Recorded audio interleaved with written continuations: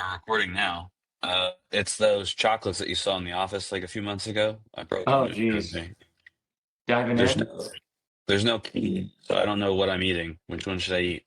Oh, there's no key.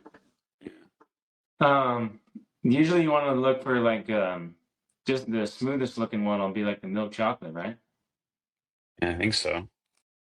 Because the other ones you're gonna bite in, it's gonna be like coconut or something. Let's see what happens.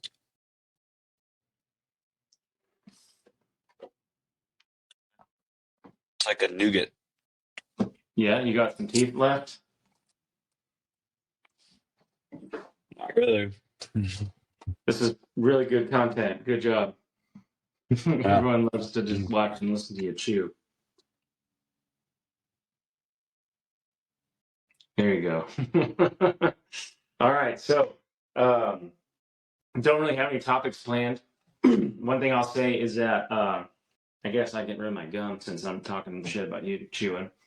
Um, One thing I would say is that just in the last 2 weeks alone, there's way more contracts coming through. A lot more buyers are pulling the trigger, and everybody's starting to get a little antsy, and markets are moving.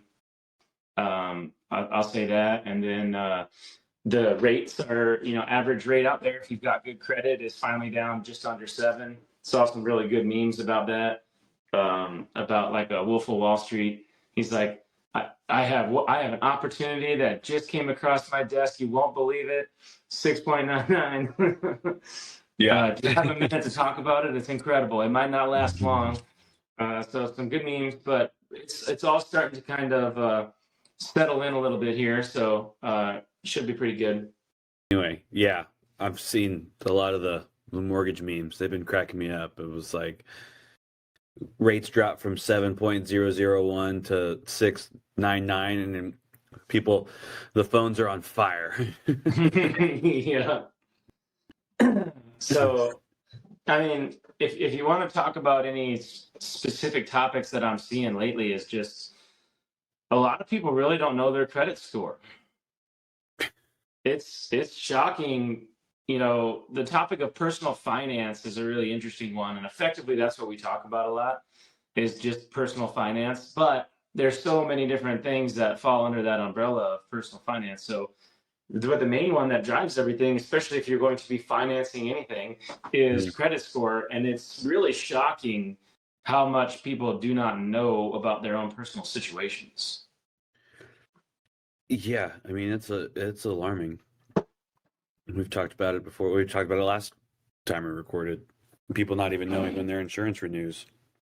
Well, yeah. But just credit scores alone, though, it's like, they all know, they don't know their score. They might not know this or that. Working with somebody from the car industry right now, and the way that credit goes with cars is so much different than mortgage. Like he even mentioned, they use the highest score because they're just trying to find a reason to get you through.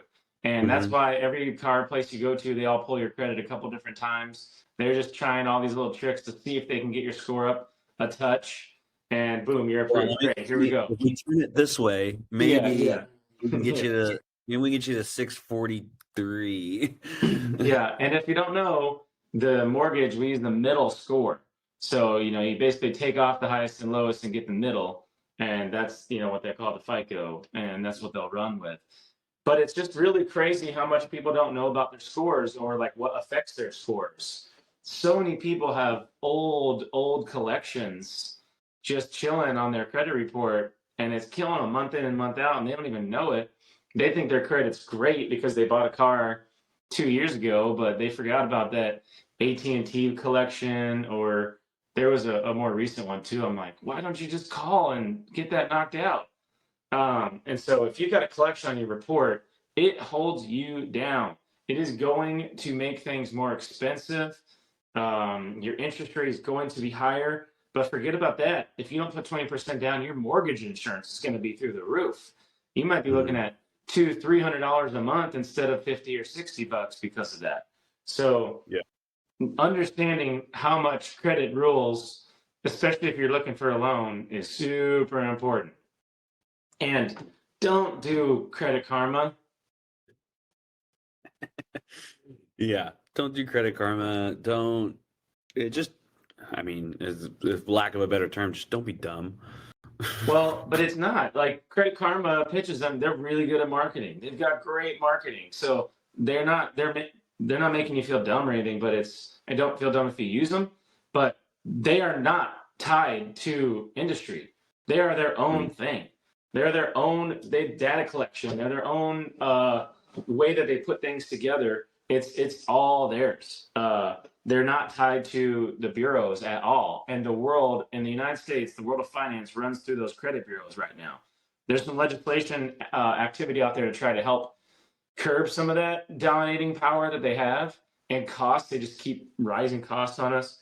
And then they sell your information as trigger leads, and they make more money off of you without your permission. And it's super messed up, but that's the system. But that's the system.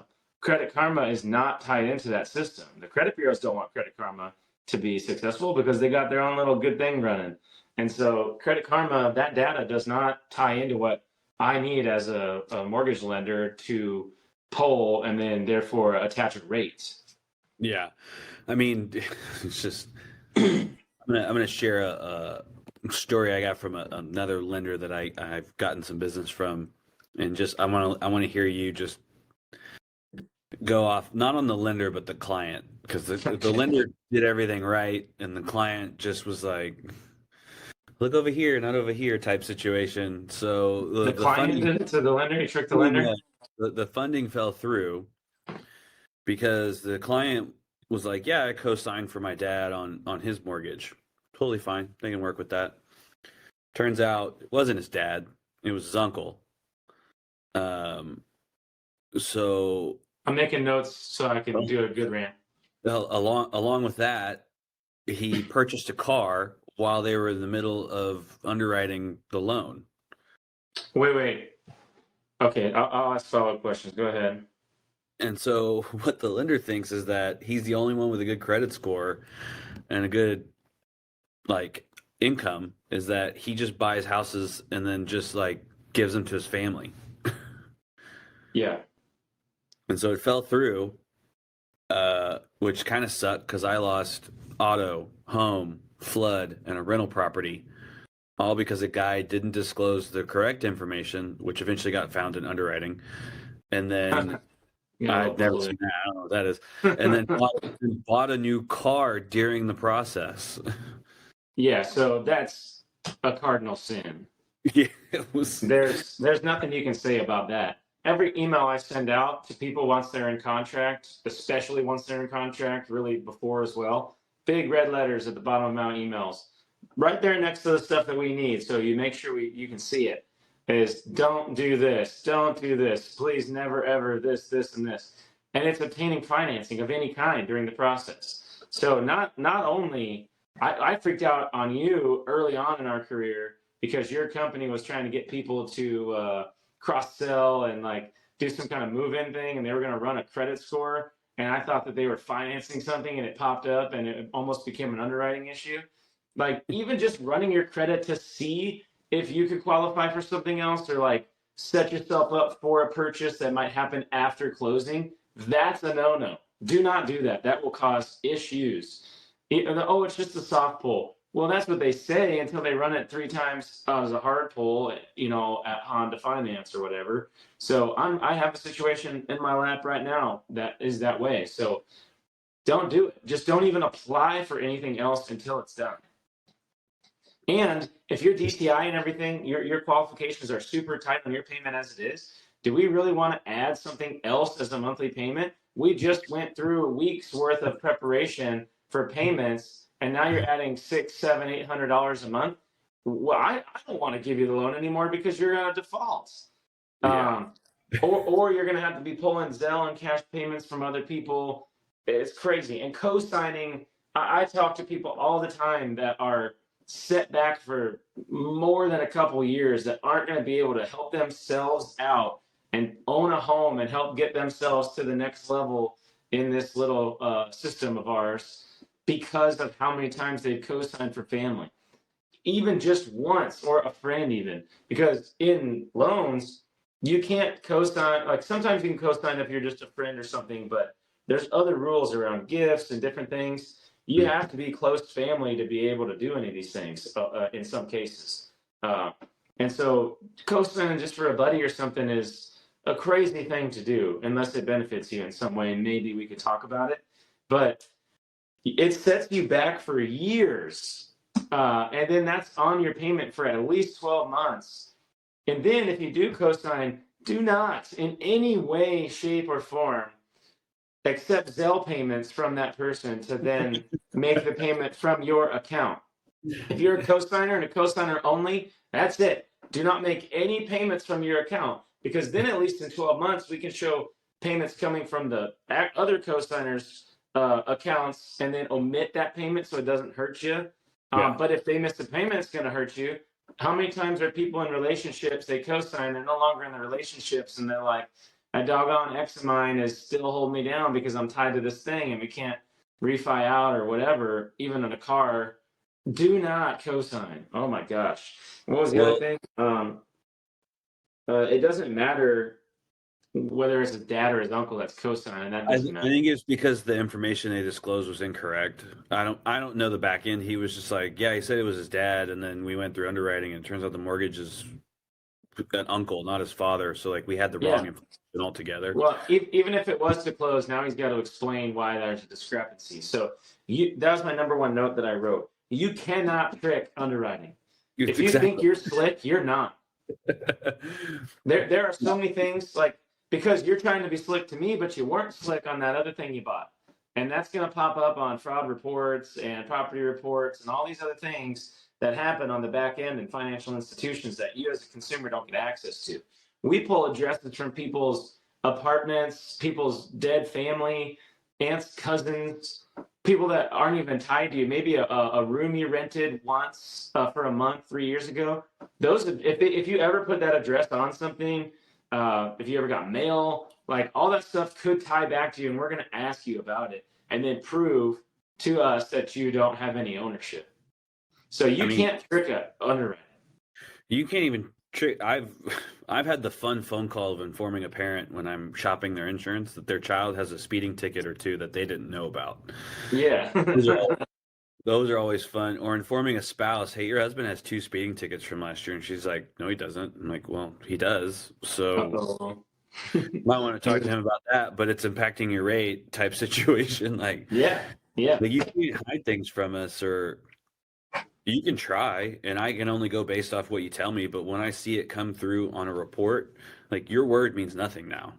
Yeah. And it takes a lot of work to get that changed if it's incorrect. Well, when I talk to my referral partners that send me leads, especially ones that they're not familiar with, it's like, hey, how'd it go? What do you think? And I'm like, well, lots of red flags, or maybe a couple yellow flags, or, all green, we're all ready for a go. But there's calls. If I pick up a red flag on the way you're describing something to me, I'm paying attention now really closely, like more closely than I already do. And I'm going to question things that you say. So if I already pick you up as someone who's potentially trying to mislead me, well, you're doing yourself a disservice. Because if you just open up the call and say, here's a thing I got going on, what do you think? Well, now I can just help you. Mm-hmm. Yeah, we're not here to hurt you. We're here, believe it or not, we're trying to help, because if we help you, we actually we make money. It's a good thing. I'm not in the business of giving free advice and then not being able to pay my own mortgage. So it's a business, and you have to understand that, but just be upfront. Let us know. And then also, like, I had a situation at the closing table. Some guy was going to go buy a car right after the closing was done. He was literally going to leave there and go buy a car. I'm like, no, you're not. You're going to wait at least a couple days until we see that check, that funding clear. Yeah, I mean, well, but even after funding, they can. There's reports that might pop up, and if they do like another little scan, they're making sure that nothing else popped up. They can do quality checks for a while. Up to a week or so, even more after, they can do a quality check. So unless there's some dire situation, don't do it. Wait a week, go move in. And then once you've got like a bed set up in your house and you've got the keys, maybe then you can start making some calls. Yeah. One of the best ones I had was it was a former military guy. He just wasn't thinking.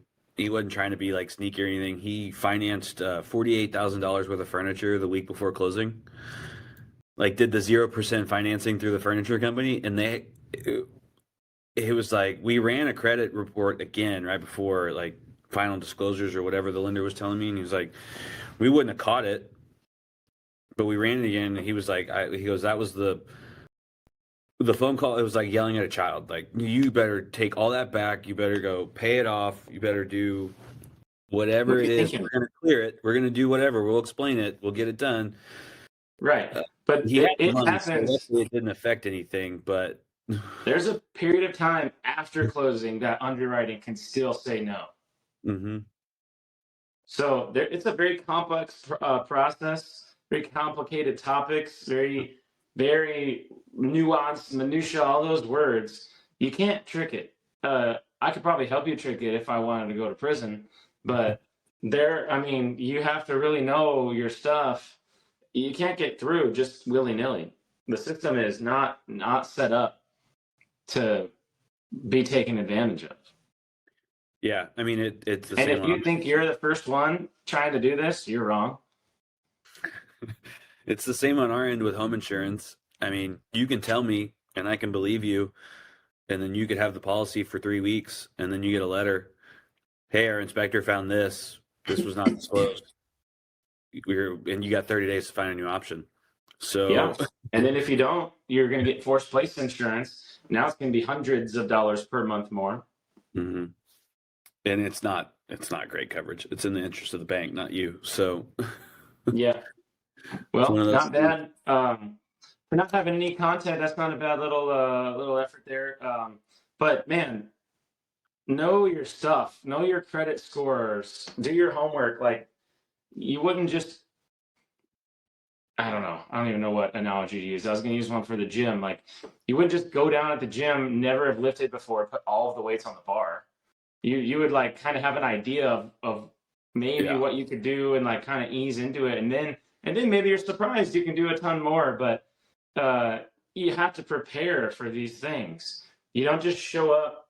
Some people can't because they've just lucked into it, but lucked into having a good credit score or whatever. Some people have parents that put them on their credit cards and have worked on their credit scores for them for years, and they didn't know. So yeah, you got a good score. But if you don't know anything about the system and you've never started, then there's some preparation involved, and that's what we do the best is setting you up for success. Like you can shop rates and go find the lowest place and save yourself an extra $15 a month and have just hours and hours worth of work that you do to do that. But those people aren't going to help you. Yeah. Yeah, my nose is gonna be a problem. So all this weather. Yeah. I do have one topic I want to touch on. It was a little pet peeve. For the first time in my business career, I recorded a story on Instagram and posted it. I was like, I got to let the world know, or at least all 18 people who are going to see this. And my post was, hey, if you call me for quotes, at least let me explain the quotes to you before you tell me you found something. I didn't see the story. Right before we got on. So like if you took the time to reach out to multiple people to get quotes, take the time to hear out multiple people. Because I worked over the weekend on a quote for a couple, and Monday she texted me after I called and texted to try to schedule time. She was like, "Oh, we figured it out yesterday. Thanks." Cool. Yeah. I didn't get paid for any of that time. You didn't even give me a chance. You don't even know if my option's better or not. Correct. That's the worst part, and that's what happens with these, call centers. People that do the trigger leads. They buy information from the credit bureaus who don't have permission to sell it, and then, or if they do, like I say, if they do, it's like way buried in the paperwork, and you don't know you're signing away that permission. Just like every time you hit accept cookies and stuff, you're selling permissions. But I've started rejecting them all if I have the option. Yeah, but if you get a call center call, they're going to say, I can get you a 5% rate. And like, no, you can't, because they don't know your credit. They don't know your situation. They're going to ask you for all the same stuff I just asked. And then you're going to find out after money's on the line, after you're through, your option contingency period, whatever you want to call it, that, oh, the rate's changing, or oh, I didn't know that you were charging me X amount of dollars as a loan charge for that rate, right? Points. So that's what happens on my side a lot is people think they've got a killer deal. And if it's too good to be true, ask a couple more questions. Yeah, well, and it's also you were in a bad situation to begin. So I'll spell out the situation. So there's a neighborhood, actually right by you. It's by Boswell High School. Uh, Brand new. It's Lennar and David Weekly and DR Horton. DR Lenars. Horton partners with an insurance carrier to give insurance for their new homeowners. Not a great carrier. Probably not great coverage. So they all go into their first year paying under $1,000 for home insurance. I'm sure the builder, the sales agent was like, "Oh, it's special for new builds because like you're under warranty, blah blah blah," which is a crock of shit.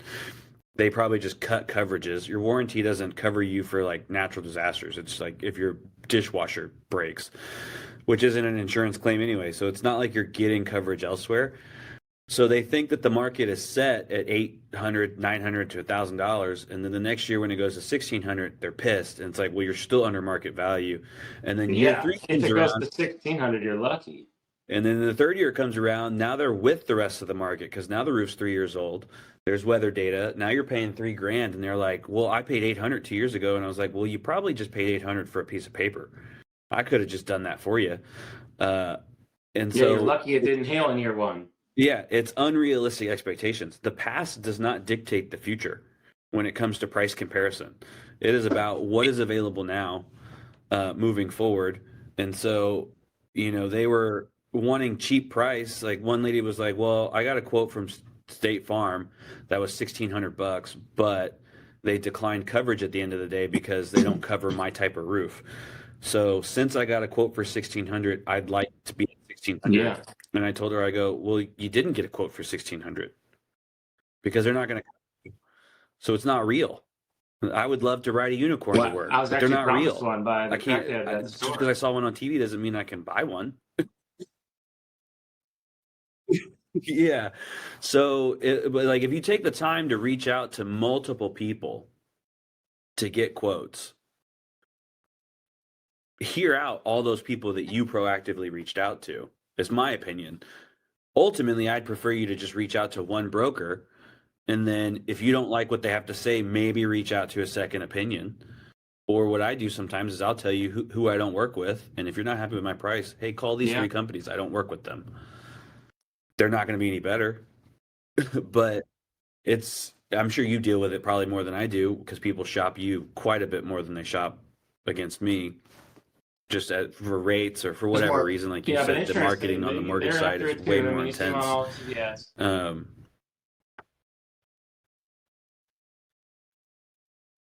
but it's like, I don't know. I had a few of those this week that were like, "Oh, well, we found Yeah. something else." And it's like, well, we haven't Well, even and be talked professional about it yet. too. Put yourself in somebody else's What do you mean you shoes. found something? Well, Like what would it be like if somebody came to your work and then all of a sudden just jetted out without paying? At least put it back and then leave. yeah. Yeah. Or I'm on a soapbox right now. Or I have other clients who want me to reshop and take a look and find cheaper rates. And I tell them what I need. Hey, we got to get this quote. Like I need photos of the house. Like we have to go through this process in order to get a cheaper policy.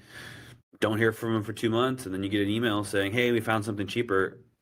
Hey, send it over to me. I want to take a look. Make sure we match the dates." Turns out your out And of the roof pocket does is not almost cost 30 30 grand. grand if you need to replace your roof. And your roof is already and your roof is already 10 years old. So like, okay, you saved a couple thousand this year. Well, and a lot of people are willing to roll the What? dice.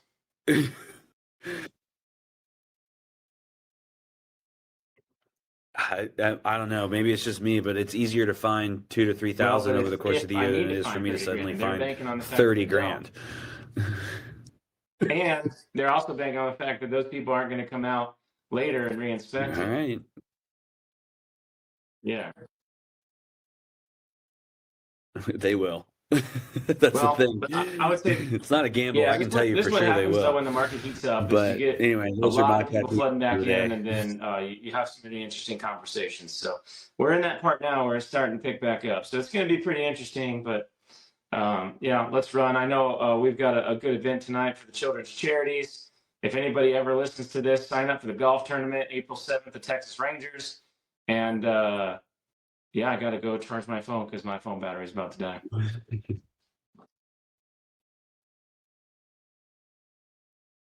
Yeah, well, I've got we'll talk about it this evening, but I've got a client of mine that's a developer. I didn't realize to what scale.